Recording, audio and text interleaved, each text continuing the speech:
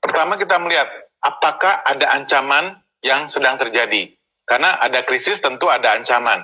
Bisa berupa virus, peraturan pemerintah, penimbunan, keterbatasan barang, dan masih banyak lagi ancaman lainnya. Nah kita lihat, nah saat ini kita ada ancaman macam-macam ya dari virus dan sebagainya. Lalu yang kedua, lihat apakah ada peluang atau solusi dari ancaman tersebut.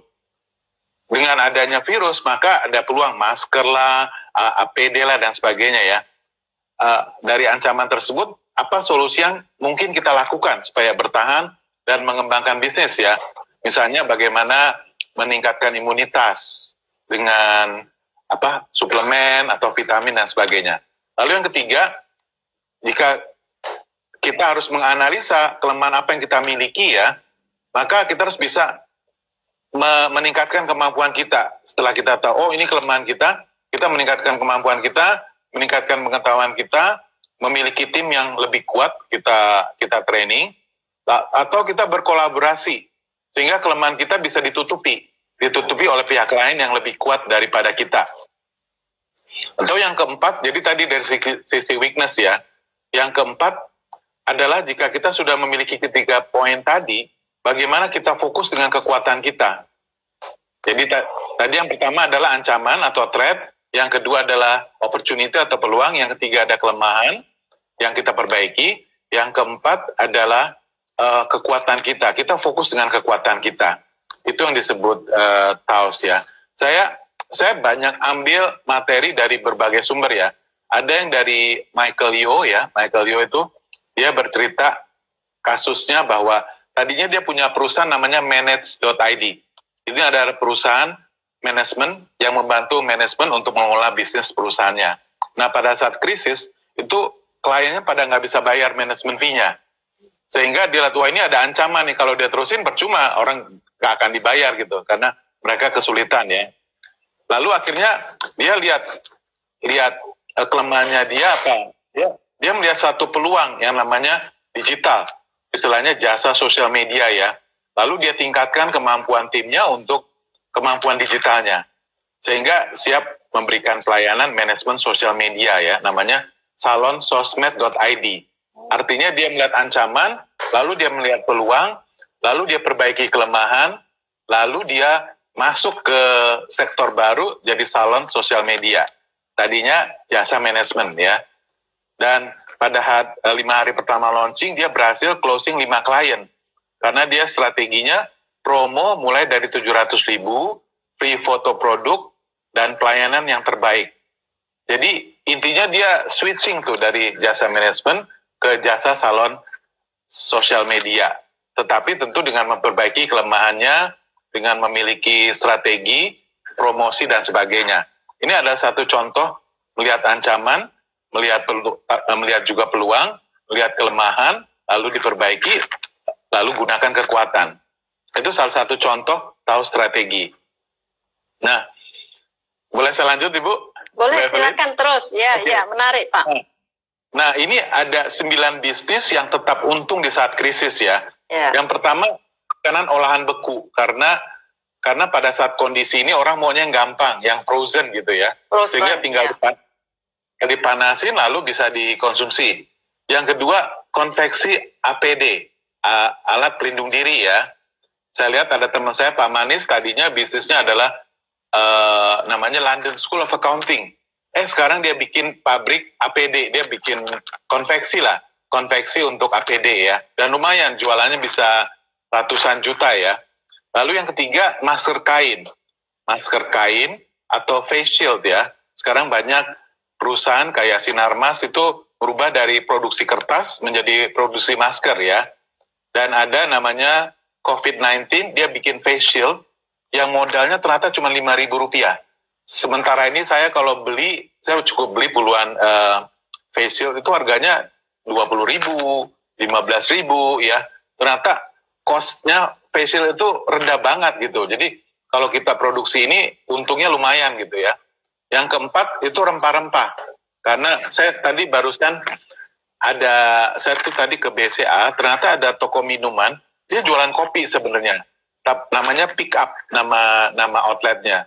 Ternyata di situ dia jual minuman minuman untuk imunitas. Jadi ada jahe dengan rasa mint ya. Akhirnya saya coba. Karena saya pikir kalau normal saya kopi. Tetapi karena kondisi sekarang, saya coba jahe mint ya, 20.000. Artinya, wah ini bisnisnya udah mulai switching dia. Dia melihat, dia pakai rasa rempah-rempah gitu ya. Ada jahenya. Lalu yang kelima, apotik ya. Saya kemarin ini beli kayak Redoxon gitu, kayak vitamin C dan D gitu. Itu harganya mahal banget. Harganya bisa 105.000, harganya bisa 2 kali lipat, 3 kali lipat dari normal itu. Apotik ya. Apotik itu karena dibutuhkan, akibatnya harganya bisa mahal, untuk mereka bisa naik. Yang keenam itu supermarket ya. Ada salah satu bos saya itu, CEO-nya Superindo, dia bilang, wah dia kekurangan orang ya. Dia kekurangan orang karena banyak sekali permintaan. Dan sampai anak saya kan sekolah di Jerman ya, dia sampai juga kerja di Amazon, karena rupanya Amazon di Hanover itu butuh orang untuk di gudang, untuk sortir barang dan sebagainya, karena permintaan naik ya. Jadi Amazon, Walmart dan sebagainya itu kebanjiran order ya. Lalu yang ketujuh itu Ghost Kitchen ya. Ghost Kitchen itu di sosial media, siapa-siapa punya makanan bisa dipromosikan di Instagram tersebut, dan bayar ke Instagram tersebut, lalu dia order ke orang yang taruh barang tersebut, taruh makanannya ya. Itu Ghost Kitchen ya. Dia jadi kayak marketplace untuk food secara online. Lalu yang ke-8, kebetulan cici saya itu kerja di Sogo, Cebu dan sebagainya. Saya dengar dari beliau bahwa ranjang itu permintaannya naik, terutama ranjang mewah atau ranjang yang nyaman ya, itu naik. Alat-alat masak juga naik. Terus kursi pijat yang mahal pun kalau di diskon, misalnya kursi pijat apa gawa gitu, harusnya 70 juta diskon jadi 35 juta, itu cukup kenceng ya. Ya, untuk orang-orang yang kaya itu mereka karena di rumah aja mau cari yang nyaman, kursi pijat dan sebagainya. Lalu yang ke-9, saya ada punya temen, dia tuh jual ikan hias ya. Dia bilang, wah ikan hiasnya rame banget katanya. Orang pada saat stres orang pengen lihat ikan hiasnya laku banget. Atau tanaman hias ya. Jadi pada saat orang stres ini orang beralih ke hobinya. Apa yang dia hobi itu dia ke sana, dia buang uangnya ke sana. Jadi ada 9 bisnis tadi yang bisa untung ya.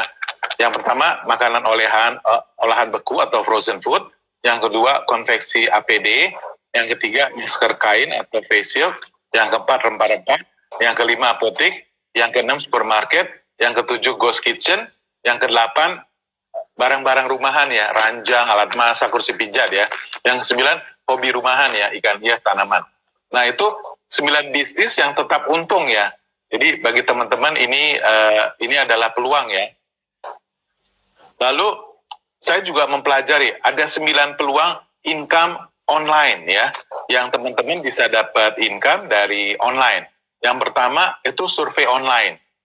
Nanti kalau mau lihat linknya, saya ada detailnya, bisa lihat di id.ipanelonline.com.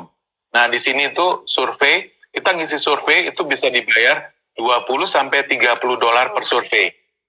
Ya. Jadi artinya ada peluang kita mendapatkan income $30 per hari kali 30 ya, bisa dihitung lah. Sebulan itu bisa dapat 1,5 sampai 2 juta lah kalau setiap hari dia ngisi survei ya.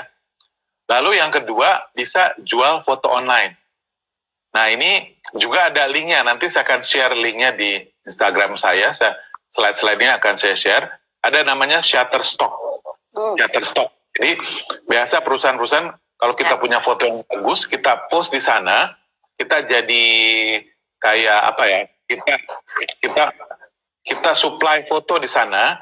Nah setiap orang download itu orang bayar antara $0,25 sampai $0,38 setiap kali download ya. Bisa jadi yang download ada puluhan orang, bisa jadi yang download itu sehari bisa ada 10 dan sebagainya ya. Jadi kalau kita fotonya bagus, kita bisa dapat income dari jualan foto online. Sebulan ini bisa dapat 1,5 sampai 2 juta kalau kita setiap hari foto-foto kita cukup banyak di sana ya.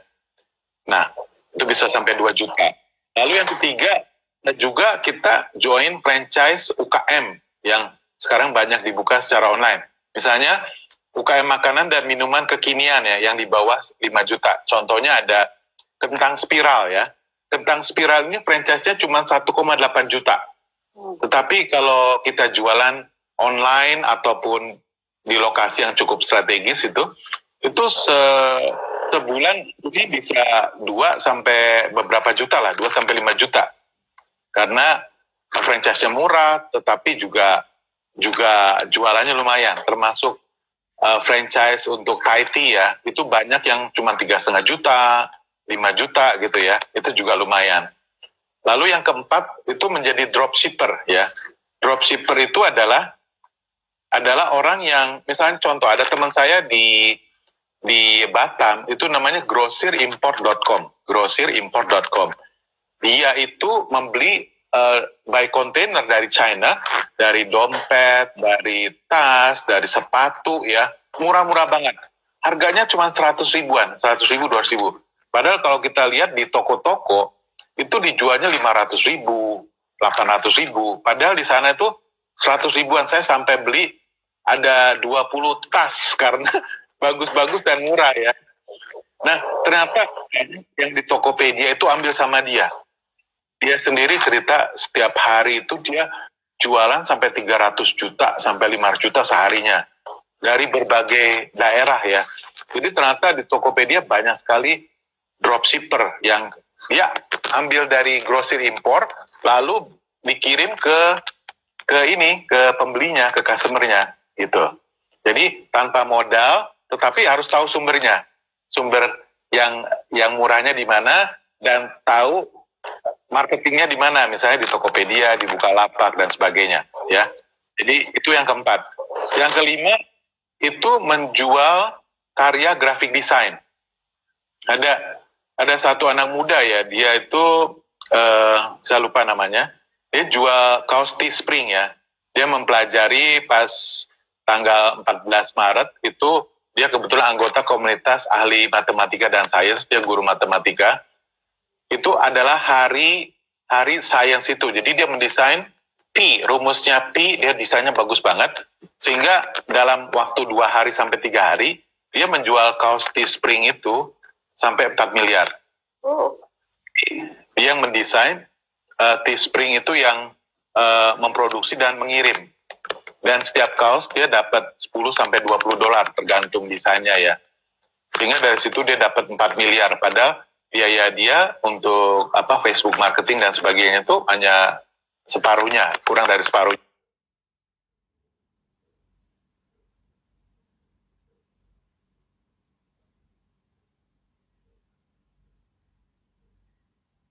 Ya. Jadi dia untung 2 miliar bersih dalam waktu. Jadi banyak sekali. Oke, tadi saya udah cerita yang kelima ya. Kelima sampai 5. Ya, 5. Lalu yang keenam itu ada namanya Join Affiliate Marketing. Ada namanya Dash 2 itu didirikan oleh Pak Suwandi Chow. Itu saya lihat salah satunya pendiri dari Karyawan Milioner itu Ibu Christine. Join di sana. Dia join di sana.